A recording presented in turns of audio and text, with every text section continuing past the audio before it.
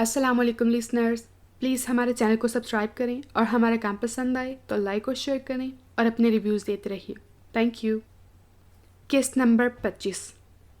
بھائی، اسامہ ڈاکٹر اصغر کے ہسپتال سے نکل رہا تھا کہ جانی پہچانی آواز سن کر رک گیا. پارکنگ لاٹ سے شمیر اس کی طرف دوڑتا ہوا آ رہا تھا. اسامہ نے مسکراتے ہوئے ہاتھ میں پکڑا وائٹ لفافہ جیکٹ کی اندرونی جیب میں رکھ کر زپ بند کر دی. شمیر اس کے قریب آ کر بڑے پرجوش انداز میں لپٹ گیا. اسامہ کا انداز اس سے کم پرجوش نہ تھا. کہاں چلے گئے تھے آپ بھائی؟ سب کتنے پریشان ہیں، سب سے زیادہ اماں جان کی حالت خراب ہے. شمیر اس سے لپٹے ہوئے بولا. کیا ہوا اماں جان کو؟ وہ پریشانی سے بولا. وہ آپ سے کتنی محبت کرتی ہیں اس کا اندازہ شاید نہیں ہے آپ کو، ورنہ یہ سوال نہیں کرتے. اپنے اندازوں پر اب اعتبار نہیں رہا مجھے. وہ اس سے علیحدہ ہوتے ہوئے سنجیدگی سے بولا. کس کی محبت کی کھوٹ نے آپ کا اعتبار توڑ دیا ہے؟ وہ اس کا ہاتھ مضبوطی سے اپنے ہاتھ میں دباتے ہوئے بولا. اماں کو ڈاکٹر وغیرہ کو دکھایا؟ اس کی بات اس نے نظر انداز کر دی تھی. ان کے ڈاکٹر اور دوا آپ ہی ہیں. ان کی یہی ضد ہے کہ کہیں سے بھی ان کے اسامہ کو لایا جائے. انکل اسد کو پہلی بار میں اتنا پریشان دیکھ رہا ہوں. اماں ان سے بات نہیں کر رہی ہیں. فوزیہ آنٹی الگ انہیں نظر انداز کیے ہوئے ہیں. وہ آپ کو ڈھونڈنے کی کوشش کر چکے ہیں. پلیز بھائی، اب تو آپ غصہ تھوک دیں. ریئلی سب پریشان ہیں. ڈیڈی بھی بہت فکر مند ہیں آپ کی طرف سے. ریاض بھائی، فیاض، ارشد، ہم سب بہت خوار ہوئے ہیں.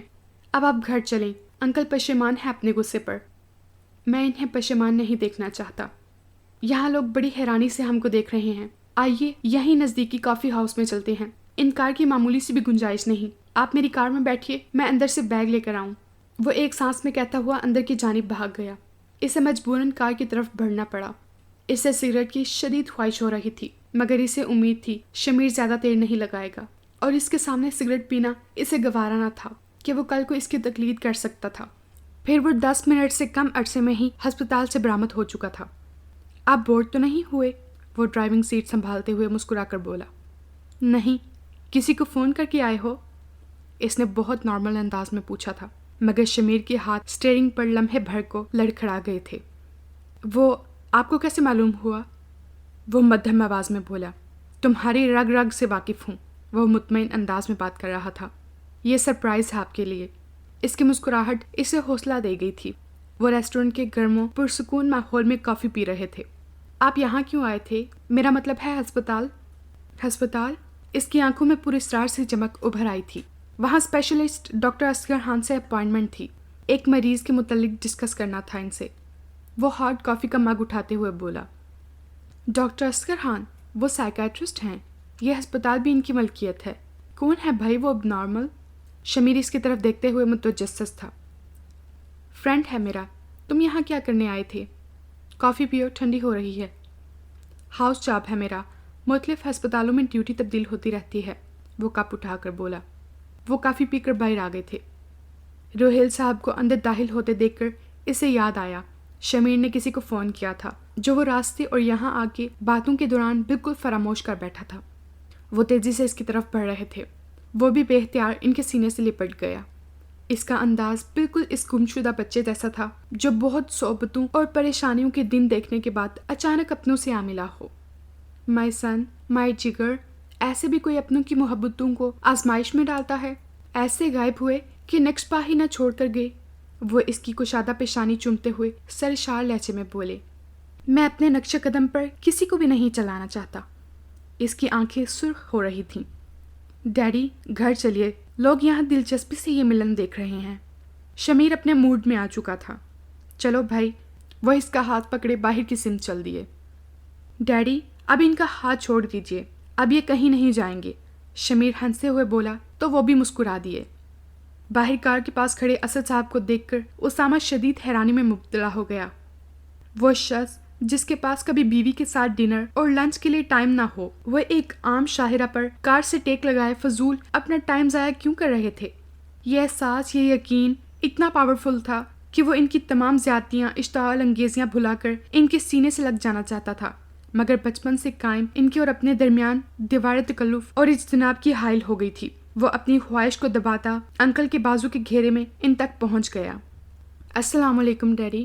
ہمیشہ اس کی نگاہیں ان کے آگے نیچی اور لہجہ دھیما ہو جاتا تھا. وعلیکم السلام. ان کا بھی دل چاہ رہا تھا اس کا مضبوط جسم اپنی آغوش میں لے کر اپنی ساری تشنگی مٹا ڈالیں۔ وہ ان کا اکلوتا بیٹا تھا، ان کی روح تھی اس میں، ان کی جان تھا وہ۔ ایک ماں اس کی جدائی ان کی خواص منتشر کر گئی تھی۔ گھر والوں سے چھپ کر کہاں کہاں نہیں ڈھونڈا تھا اسے۔ اپنے تمام بااعتماد واقف کاروں کو اس کی خاموش تلاش میں لگا دیا تھا، مگر کوئی بھی اسے ڈھونڈنے میں کامیاب نہیں ہوا تھا۔ مختلف واہموں اور وسوسوں نے انہیں بے حال کر دیا تھا، مگر وہ اندر ہی اندر اس کی پریشانی سے قطرہ قطرہ پگھل رہے تھے۔ سارا بزنس مینیجرز اور سیکرٹریز کے ہاتھ میں تھا، وہ جو مسلسل بزنس ٹور کی پرواز میں کسی پرندے کی طرح محو رہتے تھے۔ مکمل 30 دن نہ انہیں کاروبار کا نفع یاد رہا نہ نقصان۔ اب اسے سامنے دیکھ کر ان کا دل مچل رہا تھا اسے سینے سے لگانے کے لیے، مگر اس وقت بھی ان کی اپنی قائم کی گئی حد اور فضول انا نے انہیں پتھر کا بنا دیا تھا۔ انہوں نے حسب عادت اسے سخت اور رکھڑ لہجے میں سلام کا جواب دیا تھا۔ بھیا، آپ کی سرد مہری اور سخت مزاجی نے ہی تو آپ کو سب سے دور کر دیا ہے۔ جانتا ہوں اس کی جدائی میں آپ کا کیا حال ہے، کس طرح آپ بزنس اور اپنے معمولات سب بھلا کر گھر میں بیٹھے ہیں۔ بھیا، آج کل کا جو وقت ہے وہ کھل کر اقرار محبت اور اظہار خیال کا ہے۔ آپ کے دل میں چھپی اس کے لیے محبت اور چاہت کو کوئی نہیں جان سکتا۔ چلیے سینے سے لگا لیجیے اپنے بیٹے کو، وہ اسامہ کو اشارہ کرتے ہوئے بولے۔ اسامہ آگے بڑھ کر خود ہی ان کے سینے سے لگ گیا۔ ایک ماں کی کوف، جدائی سب غروب ہو گئیں۔ وہ جوان تھا، صحت مند اور لمبے قد کا مالک تھا، مگر ان کے سینے سے لگا کوئی معصوم بچہ ہی دکھائی دے رہا تھا۔ آپ کی جدائی نے پہلی بار یہ احساس دلایا، اولاد کی جدائی روح کی جدائی سے بھی زیادہ اذیت ناک ہے۔ وہ اس کے ڈارک براؤن بال چومتے ہوئے بولے۔ سوری ڈیڈی، میں بھی اس دن بہت گستاخی کر چکا ہوں۔ وہ دھیمی آواز میں نادم کھڑا تھا۔ مجھے فخر ہے، میرا بیٹا بہت اعلیٰ ظرف ہے۔ گھر چلو، اماں جان، آپ کی ماما، تائی، چچی وغیرہ بہت فکر مند اور پریشان ہیں۔ اسد صاحب اس کا شانہ تھپتھپاتے ہوئے نرم لہجے میں بولے۔ ڈیڈی، آپ انکل کے ساتھ اماں کے ہاں چلے جائیں، میں ابھی ممی اور ارشد بھائی کو لے کر وہاں آ رہا ہوں۔ شمیر اسامہ سے ہاتھ ملاتا ہوا اپنی کار کی طرف بڑھ گیا۔ سب گھر والے اسے یوں گہرے بیٹھے تھے جیسے وہ صدیوں بعد گھر آیا ہو۔ اماں جان نے جس بے قراری اور رکت آمیزی سے اس کا استقبال کیا تھا وہ پریشان ہو گیا تھا۔ کتنے منٹ اپنے بازوں کے حصار میں اسے لیے اپنی موجودگی کا احساس دلایا تھا۔ اس نے آج پہلی مرتبہ انہیں بے دریغ آنسو بہاتے دیکھا تھا اور مشکل سے خود کو سنبھال پایا تھا۔ اماں جان جو ہمیشہ اٹل چٹان کی طرح رہا کرتی تھیں، سخت مزاج، اپنی بات منوانے والی، اپنی چلانے والی، کو ان کے آگے تڑپ تڑپ کر مر جائے کسی معاملے میں اگر وہ نہ کہہ دیں تو ہاں میں بدلتی نہیں تھی۔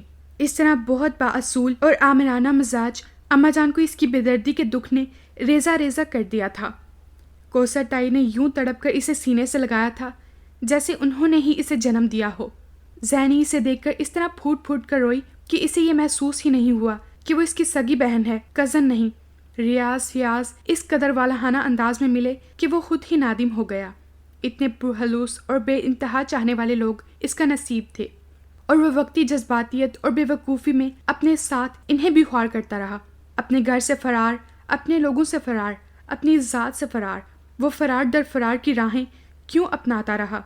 صرف ایک وجود کو بھلانے کی خاطر، اور یہ کوئی دانش مندانہ اقدام نہ تھا۔ سائے تو اندھیرا پاتے ہی پھر تعقب شروع کر دیتے ہیں۔ ان سے بھاگنا، ان سے چھپنا، ان سے بچنا ناممکن ہے۔ ہم ان سے بچ کر جتنا تیز دوڑیں گے، یہ اتنی ہی شدت سے ہمارا تعقب کریں گے۔ ان سے بچنے کا واحد راستہ اجالا ہے، روشنی میں کالے سائے فوت ہو جاتے ہیں۔ آپ نے مجھے معاف کر دیا اماں جان، وہ سر ان کے شانے پر رکھتے ہوئے بولا۔ بہت تڑپایا ہے، بہت رلایا ہے بیٹا تمہاری جدائی نے۔ تمہارے بغیر میں ایسی ہوں جیسے بے جان جسم قبرستان میں محسوس کر رہی تھی میں خود کو۔ آئندہ کبھی ایسا خواب میں بھی مت کرنا، وہ اس کو سینے سے لگاتے ہوئے بولی۔ ان کے نورانی چہرے پر مسکراہٹ بھی تھی اور آنسو بھی بہہ رہے تھے جنہیں اسامہ نے اپنے ہتھیلیوں سے صاف کیا۔ اماں جان، اگر اسامہ بھائی کی آنے والی بیگم نے انہیں بہکا کر آپ سے بدزن کر دیا تو کیا کریں گی آپ پھر؟ فیاض نے مستقبل سے انہیں آگاہ کرنا مناسب سمجھا۔ جو اماں جان کے خلاف ہوا اسے میں کیسے برداشت کر سکتا ہوں؟ اسامہ نے کہا۔ میری بہوئیں سب مثالی آئی ہیں، اس گھر کے لوگوں کے باہم ملاپ و اخلاق کو سب ہی رشک کی نگاہ سے دیکھتے ہیں، پھر میری نیک سعادت مند بہوؤں کی بہوئیں کیوں ایسی بد مزاج و بد تہذیب آنے لگیں؟ انسان جو بوتا ہے آگے وہی کاٹتا ہے۔ دیکھنا انشاءاللہ اسامہ کی بیوی تو سب سے زیادہ لاڈلی بہو ہوگی میری، وہ پیار سے بولی۔ اماں میں ممی سے مل آؤں، شاید اٹھ گئی ہوں۔ اسے معلوم تھا اب یہ موضوع چل نکلا ہے اور جب تک وہ یہاں سے نہیں جائے گا ختم نہیں ہوگا۔ ہاں جاؤ، بری حالت ہے اس کی، میں بھی عشاء کی نماز پڑھنے جا رہی ہوں۔ بیٹا پہلے کھانا کھا لیتے، ہم کچھ دیر پہلے ہی فارغ ہوئے ہیں، اگر آپ کی آمد کا پہلے معلوم ہو جاتا تو ساتھ ہی کھا لیتے۔ کوثر اس سے مخاطب ہوئیں۔ شکریہ تائی جان، کھانا آج میں نے ہوٹل میں کھا لیا تھا۔ اچھا زینی، بھائی کے لیے دودھ میں آئل ٹین ڈال کر لے آؤ، وہ زینی سے مخاطب ہوئیں۔ نہیں صرف چائے، وہ زینی سے بولا۔ وہ مسکراتے ہوئے اندر کچن کی جانب چلی گئی۔ تم ماریہ بھابھی کو لے آؤ نا، مہک کے بغیر گھر ویران رہتا ہے، وہ ریاض سے مخاطب ہوا۔ ان کو تو بہانا چاہیے، دیکھیے گا کل فرسٹ فلائٹ سے ہی ایبٹ آباد روانہ ہو جائیں گے۔ فیاض ریاض کی طرف دیکھتے ہوئے ہنستے ہوئے شرارت سے بولا، جو اسے مصنوعی غصے سے گھور رہا تھا۔ شمیر کے بعد آپ بھی زبان والے ہو گئے، اسامہ اس کی کمر پر دھپ لگاتے ہوئے بولا۔ وہ چائے پی کر فوزیہ بیگم کے کمرے میں آ گیا۔ فانوس کی روشنی کمرے کے گولڈن خوبصورت فرنیچر کو اجاگر کر رہی تھی۔ کمرے میں ہیٹر کی گرمائی اور ایک جامد خاموشی اور سناٹا چھایا ہوا تھا۔ وہ دبے پاؤں ریڈ قالین پر چلتا ہوا ان کے بیڈ کے قریب آ کر رک گیا۔ ڈارک بلیو پنک بلینکٹ میں محو خواب وہ اس کی ممی کی کوئی ہم شکل تھی کیا؟ وہ یک ٹک انہیں دیکھ ہی گیا۔ خوش گفتار، خوش لباس، خوش شکل و خوش اخلاق فوزیہ بیگم ایک جہاں میں عزیز تھیں۔ ان کی خوبصورتی اور خوبصورتی کے اپنے پرائے سب ہی گنگاتے تھے۔ ان کا گلاب چہرہ اس وقت ایسا سفید ہو رہا تھا جیسے جسم کا سارا خون نچڑ گیا ہو۔ بند پیوٹوں کے نیچے لائٹ براؤن سے دھبے نمایاں تھے، ہونٹ خشک ہو رہے تھے، جسم ایک دم لاغر کمزور ہو گیا تھا۔ وہ ان کے نزدیک بیٹھ گیا۔ اس کے اندر کی دنیا میں تلاطم برپا تھا۔ سامنے پڑی سلیپنگ پلز کے سہارے سوتی ہوئی عورت اس کی ماں ہونے کی سزا بھگت رہی تھی۔ ان کو اس حالت میں لانے والا وہ خود تھا، وہ جو سب کچھ بھلائی اسے بھلانے کی کوشش میں ہر ناطے سے غافل ہو گیا تھا۔ کتنی بڑی غلطی، کتنے بھیانک ظلم، کیسے دردناک عذابوں میں اپنے پیاروں کو گھسیٹ لایا تھا۔ ممی ممی، وہ ان کا ہاتھ آنکھوں سے لگاتے ہوئے بولا۔ وہ سخت ٹینشن کا شکار ہو رہا تھا۔ بہت برا ہوں، بہت برا کیا، کیا حالت بنا لیا آپ نے مجھ جیسے بے مروت انسان کی خاطر۔ مجھے معاف کر دیں ممی، مجھے معاف کر دیں۔ وہ ان کا ہاتھ آنکھوں سے لگاتے ہوئے مسلسل بڑبڑا رہا تھا۔ شاید اس کے لہجے کی بے چینی کا اثر تھا یا ان کی نیند مکمل ہو چکی تھی۔ انہوں نے دھیرے سے آنکھیں کھول دیں، حالی حالی نگاہوں سے اس کی طرف دیکھے گئیں۔ ممی اٹھ گئیں آپ؟ وہ جھک کر بولا۔ یا اللہ، میں کوئی خواب تو نہیں دیکھ رہی؟ یہ میرا بیٹا ہے، یہ میرا اسامہ ہے، کیا سچ مچ؟ آپ خواب نہیں دیکھ رہی، دیکھیے تو میں آ گیا ہوں۔ پھول سے خوشبو بھی کبھی جدا ہوئی ہے؟ وہ انہیں اپنے مضبوط بازو میں سمیٹتے ہوئے دھیمے لہجے میں بولا۔ مجھے تو یقین نہیں آتا، میرے خوابوں میں، تصور میں آپ اس طرح آ گئے ہو، جب میں آپ کو چھوتی ہوں غائب ہو جاتے ہو۔ وہ ابھی تک بے یقینی کی کیفیت میں تھی۔ اس کے چہرے، ہاتھوں، بالوں پر ان کے ہاتھ مسلسل چل رہے تھے۔ وہ اسے چھو کر اس کی حقیقت کو پانا چاہ رہی تھیں، اور جب انہیں یقین ہو گیا کہ وہ واقعی اسامہ ہے، ان کا خیال یا خواب نہیں، تو اس کے سینے سے لگ کر بلک بلک کر رو دیں۔ اسامہ میری جان اس طرح ماں کو چھوڑ کر جاتے ہیں؟ پورے 30 دن آنکھوں سے اوجھل رہے، ایک دن بھی خیال نہ آیا ماں کا حال پوچھتے کہ وہ مر گئی ہے یا زندہ ہے؟ ممی پلیز ایسے نہ کہیں، ان کی بات کاٹ کر وہ بے قراری سے بولا۔ یہ دن میں نے سولی پر لٹک کر گزارے ہیں۔ سوچو، جس ماں نے بہت عرصے بعد بہت ساری منتوں مرادوں سے ایک بیٹا پایا ہو، وہ اسے کتنا چاہتی ہوگی، کتنا پیارا ہوگا اس کو۔ میں نے بہت دعاؤں اور ارمانوں سے اس کی پرورش کی ہے، مگر آپ اس طرح سب چھوڑ چھاڑ کر چلے گئے۔ ممی، آپ کی اور اس گھر کی عزت مجھے خود سے زیادہ پیاری ہے، وہ ان کے آنسو پوंچھتا ہوا بولا۔ مجھ سے وعدہ کرو آپ کبھی اس طرح نہیں جاؤ گے، ورنہ مر جاؤں گی میں۔ وہ شدت سے اس کے سینے سے لپٹ کر پھر رونے لگیں۔ میں نے محسوس کیا تھا کچھ عرصے سے آپ بہت پریشان اور الجھے ہوئے رہتے ہیں، ہم سب سے گھر سے بھاگنے کا سوچتے ہیں۔ میں نے آپ سے پوچھا بھی، مگر آپ بات بنا گئے۔ میرا دل کہہ رہا تھا کوئی پریشانی، کوئی بات ضرور ہے۔ نہیں ممی، بھلا میں آپ کو چھوڑنے، اس گھر کو چھوڑنے کا سوچ سکتا ہوں؟ وہ دھیرے سے بولا۔ ممی کی سسکیاں اور اماں جان کے آنسو اسے اپنے دل پر گرتے ہوئے محسوس ہو رہے تھے۔ اس کے اندر آتش فشاں پھٹ رہے تھے، ہر شے کو جلاتا، ہر رکاوٹ کو ہاک کرتا، شعلے برساتا الاؤ اس کے اندر بہہ رہا تھا۔ صرف ایک کی خاطر یہ سب ہوا تھا، لائبہ نور، میری ماں کی درد میں ڈوبی سسکیوں، دادی کی بہتی آنکھوں کے آنسوں کا حساب تمہیں دینا ہوگا۔ مجھے بے خودی اور بے حسی کی منصب پر بٹھانے والی تمہاری ذات ہے۔ تم ان گزرے دنوں کی ایک ایک لمحے کا پورا پورا حساب دو گی۔ اس کے اندر کا مرد زخمی اژدہے کی طرح پھنکار رہا تھا، بہت زہریلے، بہت بھیانک اور خوفناک انداز میں۔ ماما دوا کھا کر سو چکی تھیں۔ ملازمین اپنے کام سے فارغ ہو کر کوارٹروں میں چلے گئے تھے۔ سخت سردی ہو رہی تھی۔ سمندر سے آتی برفانی ہوائیں جسم میں برف سی جما رہی تھیں۔ لہروں کے ساحل سے ٹکرانے کی زوردار آوازیں سناٹے میں شور مچا دیتی تھیں۔ وہ تنہا بولائی بولائی سی پورے پورشن میں بے سہارا روح کی مانند بھٹکتی پھر رہی تھی۔ ماما کی بیماری اور اپنی تنہائی کے احساس نے اسے بےعقل اور افسردہ کر دیا تھا۔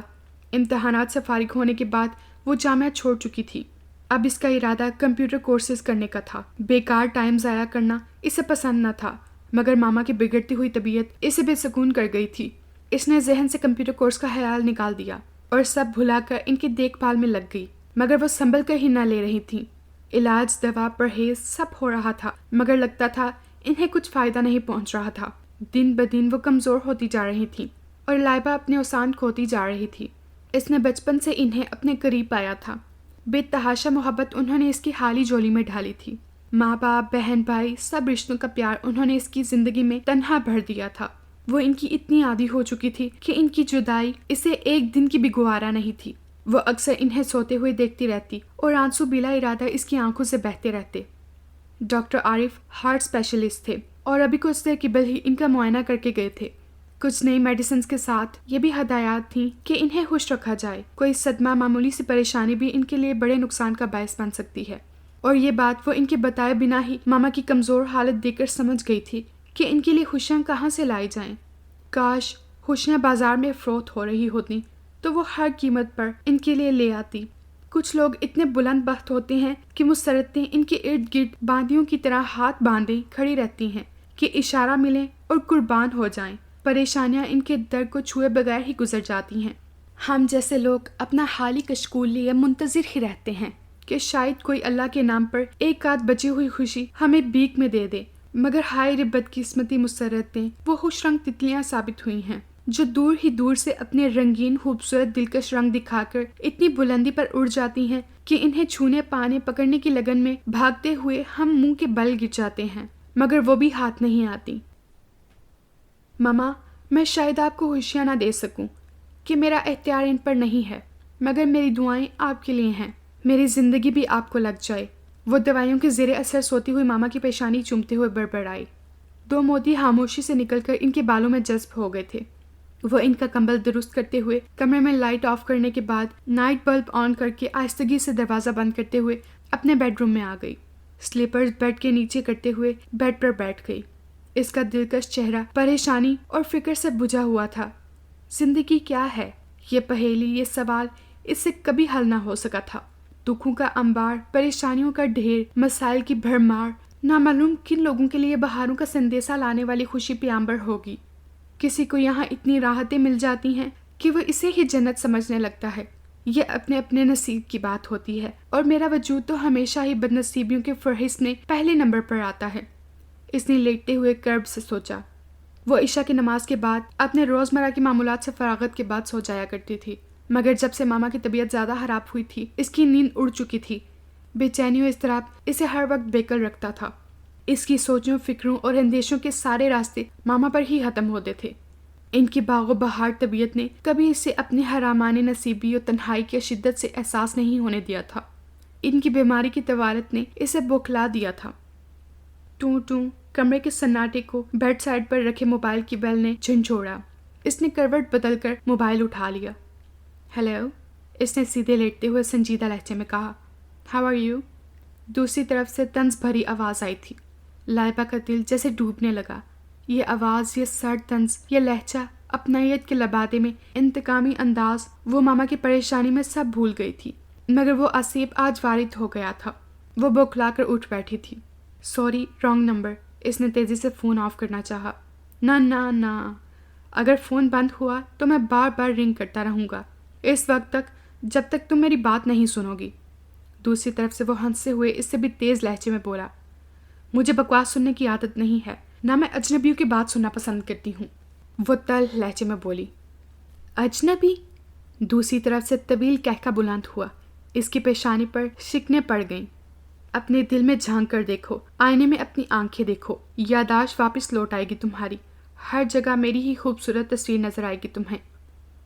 آپ مینٹل ہسپتال فون کیجئے، وہی آپ کے لیے بہترین جگہ ہے، وہ دانت پیس کر بولی، بشرطے کہ تم بھی میرے ساتھ چلو، تمہارے ساتھ میں جہنم میں بھی جانے کو تیار ہوں۔ بڑا پراعتماد لہجہ تھا۔ آپ کیا سمجھتے ہیں اسامہ ملک، میں آپ کی ان گھٹیا حرکت سے خوفزدہ ہو جاؤں گی؟ ہاں ہاں، اپنی آنکھوں میں میرا عکس دیکھ کر یادداشت لوٹ آئی نا تمہاری؟ آپ سمجھتے ہیں اس طرح خوفزدگی کا جال بچھا کر شکار کر لیں گے مجھے؟ وہ طنز سے بولی۔ نہیں نہیں، میں ذرا تھوڑا سا مذہبی، متقی، عبادت گزار، خوف خدا میں مبتلا رہنے والے شکاری ہوں، اس لیے تمہیں نکاح کے جال میں بے بس کر کے حلال طریقے سے شکار کروں گا۔ دوسری طرف سے بڑا بے باک اور بے ساختہ مضبوط لہجے میں جواب ملا۔ اس کے حیا سے ہاتھ پاؤں جھنجھنا اٹھے تھے، چہرہ کانوں تک سرخ ہو گیا تھا۔ اسے اس سے اس قدر بےہودہ گوئی کی توقع نہ تھی۔ اس کا دل چاہ رہا تھا اسی وقت پتھر کی بن جائے۔ ارے ابھی سے مسرور کن لمحات میں کھو گئی۔ بہت چبھتا ہوا لہجہ تھا۔ آپ اس قدر گھٹیا اور گرے ہوئے انسان ہوں گے میں سوچ بھی نہیں سکتی تھی۔ اپنی شدید ہدک پر وہ بلبلا اٹھی تھی۔ گلوگیر آواز خود ہی مدم ترین ہو گئی تھی۔ کچھ لوگ اندھے شوردیدہ جذبات کی یوش کے بوجھ سے توازن قائم نہیں رکھ پاتے، گر جاتے ہیں، اور مجھ جیسے بے داغ و مضبوط کردار انسان کو تم جیسی سرپھری خود پسند و خود پرست اپنے حسن کے ضم میں مغرور دوشیزائیں گرنے پر مجبور کر دیتی ہیں۔ اور گرے ہوئے انسان کیا کچھ کر گزرتے ہیں، اس کا مظاہرہ و تجربہ تم نفس بنفس کرو گی۔ کاش میرا کوئی بھائی ہوتا، اس وقت مجھے شدت سے اس نعمت سے محرومی کا احساس ہوا ہے، پھر دیکھتی تم کس طرح اس کے غیرت مند ہاتھوں سے اپنی گردن بچا پاتے۔ اس کے ریوالور سے نکلنے والی گولیاں تمہیں لمحے بھر میں داس الجہنم کر دیتی۔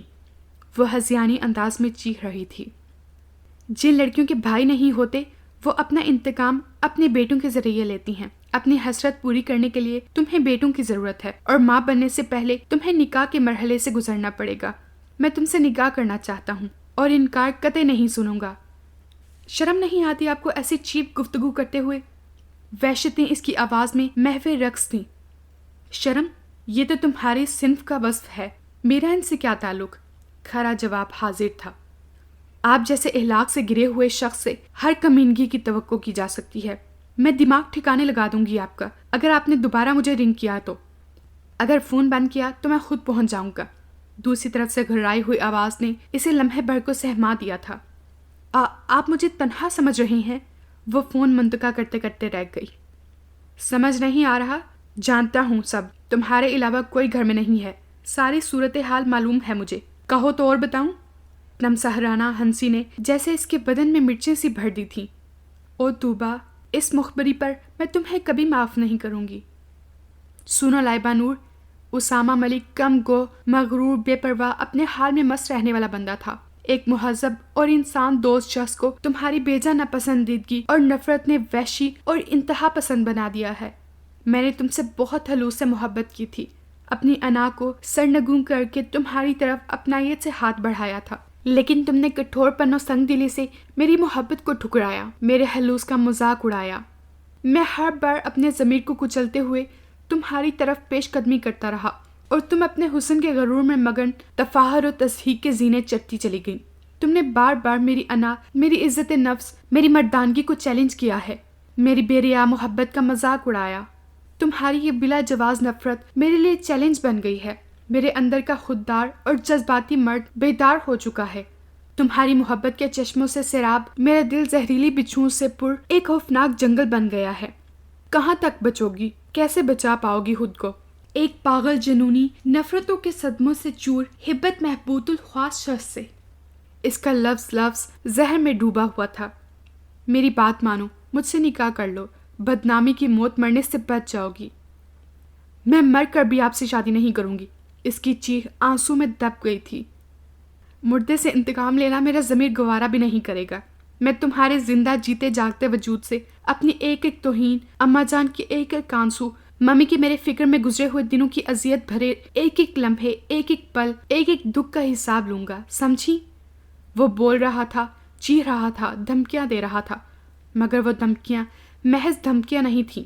इसका दहकता हुआ लहजा सच्चा और मजबूत था। इसे लग रहा था वो किसी भी पल मौजूद होगा। मुलाजमीन अपने क्वार्टर में अंदर से दरवाजे बंद किए आराम कर रहे थे। इसका दिमाग बुरी तरह चकराने लगा था। सख्त सर्दी थी। घर में वो 2 खवातीन बगैर किसी मर्द के तन्हा थीं। मामा दवाई के जेर असर बेखबर सो रही थीं। ऐसे में वो आ गया तो रिसीवर इसके हाथ से गिर गया। समंदर से आती चीखती धारती लहरों के शोर में इसकी चीखों की आवाज़ दब गई थी।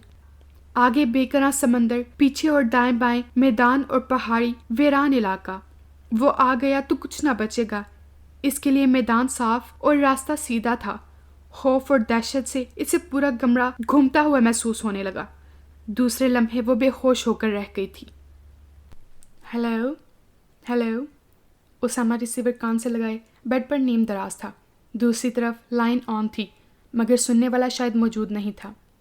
इतनी बुज़दिलो कम हौसला निकली लाइबा नूर, पहले राउंड में ही होश खो बैठी। वो मोबाइल बेड साइड पर रखते हुए बड़बड़ाया, इम्तहान आन पड़ा है तो कोई बात नहीं। हमने 100 बार ज़माने के भरम तोड़े हैं। ज़रबे महमूद अभी भी जिंदा व पाइंदा है।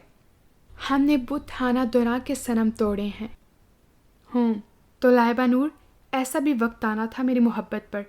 इसने मुंह से ढेर सारा धुआं निकालते हुए सोचा। मैंने ज़िंदगी में पहली मर्तबा तुम्हारी जालिम आंखों की गहराइयों में डूबकर मोहब्बत का अमृत चखा है। मैं इन जज्बों पर यकीन रखने वाला बंदा ना था। अपनी ज़िंदगी में मैंने बहुत हसीन तरीन चेहरे देखे हैं। मुल्क मुल्क करिया करिया घूमा हूँ।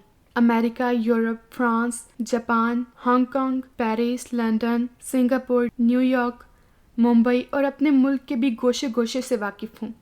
हर जगह हर हित्ते का अपने महसूस हुस्न होता है, जाज़बियत और इनफरादियत लिए।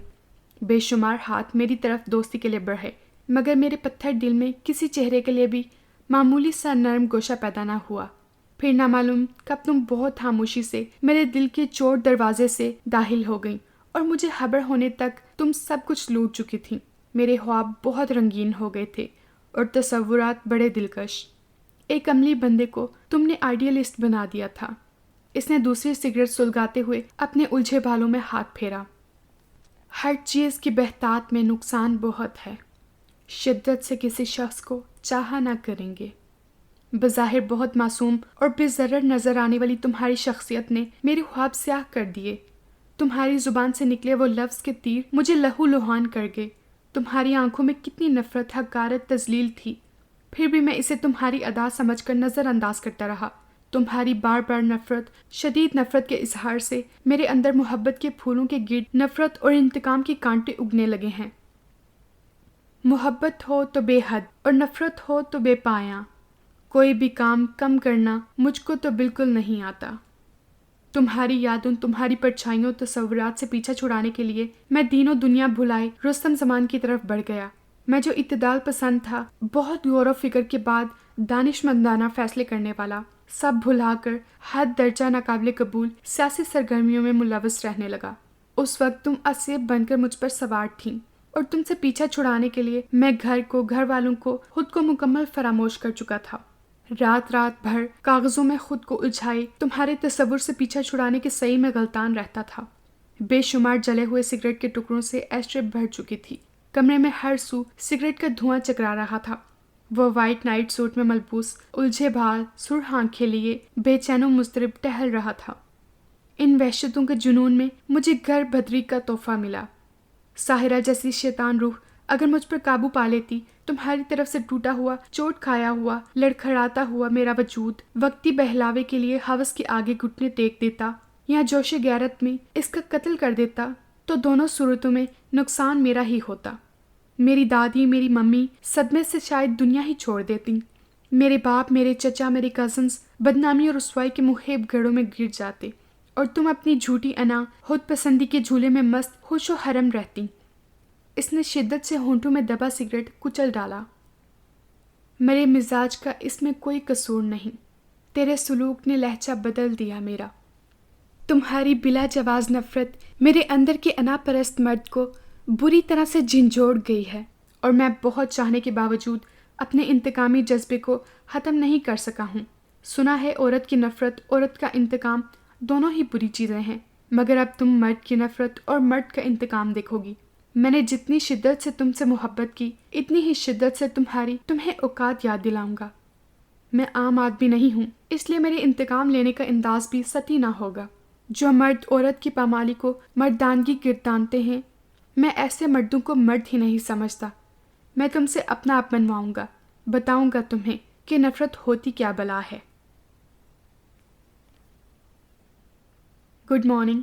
कमल डाइनिंग टेबल पर सजे हुए नाश्ते के लवाजमात की तरफ देखते हुए वहाँ बैठे मम्मी पापा के दरमियान ज़ुबैर को कदरे नज़रअंदाज करके कुर्सी घसीट कर बैठ गई। ये कौन सा लटमरा अंदाज है सुबह बहर कहने का। मिसेस तौफीक को इसका उखड़ा हुआ अंदाज बिल्कुल न भाया। बेगम, पहले आप लट के अमली मानी कमल को समझा दें। मिस्टर तौफीक डिश में से सालन निकालते हुए मुस्कुराए। आपको ज़रूरत नहीं है सुबह ही सुबह मेरा मूड खराब करने की। मम्मी, मुझे देर हो रही है। कमल टी पॉट से टी कोज़ी हटाते हुए बोली। छुट्टी कर लो आज, रात को तो ज़ुबैर आए हैं, कौन कंपनी देगा इन्हें। वो इसे घूर कर बोली। मम्मी, मुझे ड्यूटी ज्वाइन किए थोड़ा अरसा हुआ है और मैं इतने कम अरसे में छुट्टियां करके अपनी रेपुटेशन ख़राब नहीं करना चाहती। वो कतई लहजे में बोली।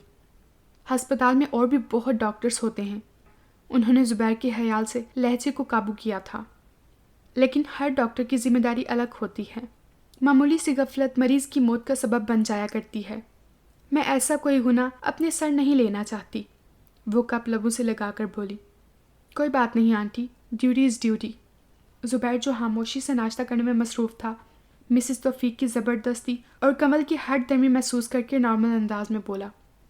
गैर मुहज़्ज़ब हो, तुम्हारी हाई एजुकेशन भी तुम्हें मुहज़्ज़ब न बना सकी। सब मैनर्स आपने अपना लिए हैं, बच्चे के लिए बचा ही क्या है। मम्मी प्लीज़, ज़ुबैर भाई हमारे मेहमान हैं, इनके सामने तो प्लीज़ भरम रख लें। ज़रूरी है कि आपके और पापा के इख्तिलाफ़ात सब महसूस करें। कंवल यासियत भरे लहजे में बोली। मैं गेस्ट नहीं हूँ, मैं फैमिली मेम्बर ही हूँ जब तक घर में हूँ। आप शायद मेरे यहाँ आने से डिस्टर्ब हैं। ज़ुबैर इसकी तरफ देखते हुए खोजी लहजे में बोला। हम मेहमान नवाज हैं बेटा, किस तरह आपकी आमद से परेशान हो सकते हैं, ये ख्याल आप मत कीजिएगा। तौफीक खुश दिली से बोले। कंवल ने शुक्र का कलमा पढ़ा। ज़ुबैर मिजाज शनास था। वो इसका उखड़ा उखड़ा बेजार रवैया समझ गया था, मगर इस वक्त तौफीक साहब ने इसकी पुष्ट पनाही की थी। नबील दफ्तर से आया तो बेल बार बार पुश करने के बावजूद दरवाज़ा अंदर से आयशा ने नहीं खोला तो वो परेशान हो गया। कोट की अंदरूनी जेब से डुप्लीकेट चाबी निकालकर लॉक खोलता हुआ दरवाज़ा धकेलता हुआ अंदर दाखिल हो गया। पूरा फ्लैट अंधेरे में डूबा हुआ था। इसने ब्रीफकेस साइड पर रखा और लाइट ऑन करते हुए बेडरूम में दाखिल हो गया।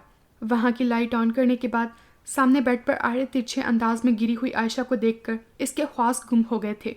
वो बदख्वास सा इसकी तरफ बढ़ा, बड़ी एहतियात से इसे सीधा किया।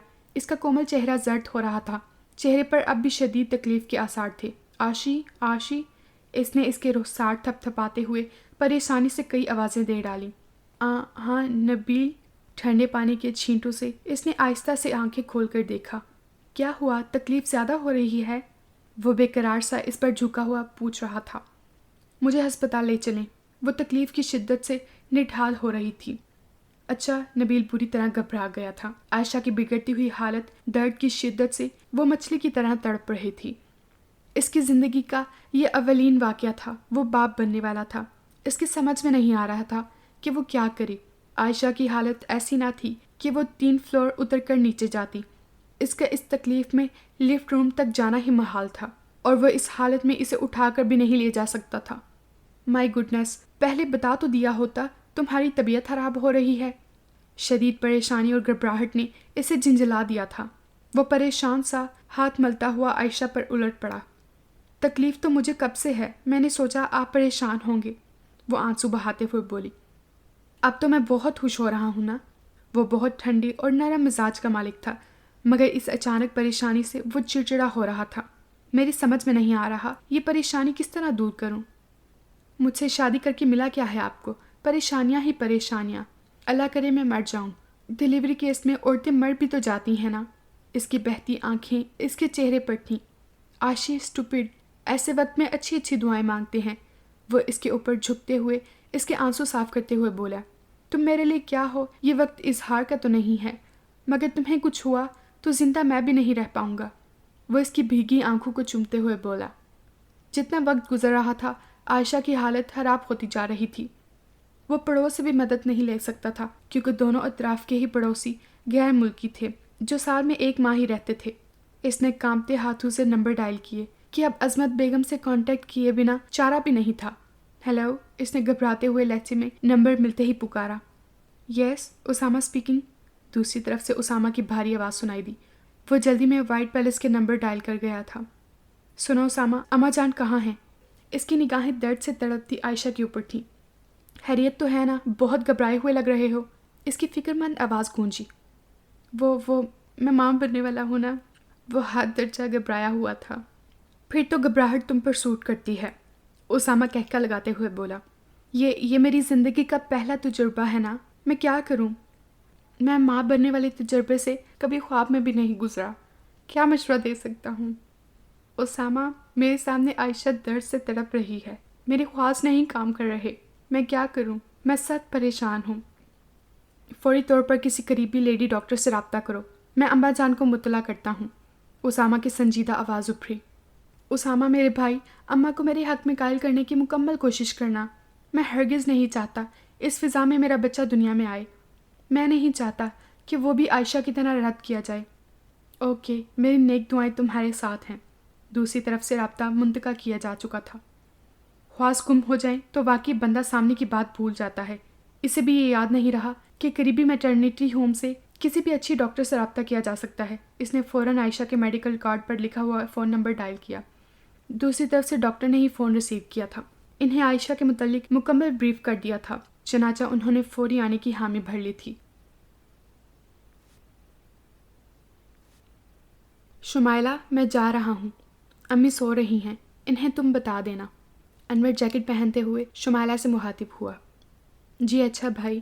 وہ سر پر دوپٹہ جماتے ہوئے دروازہ بند کرنے آگے بڑھ گئی۔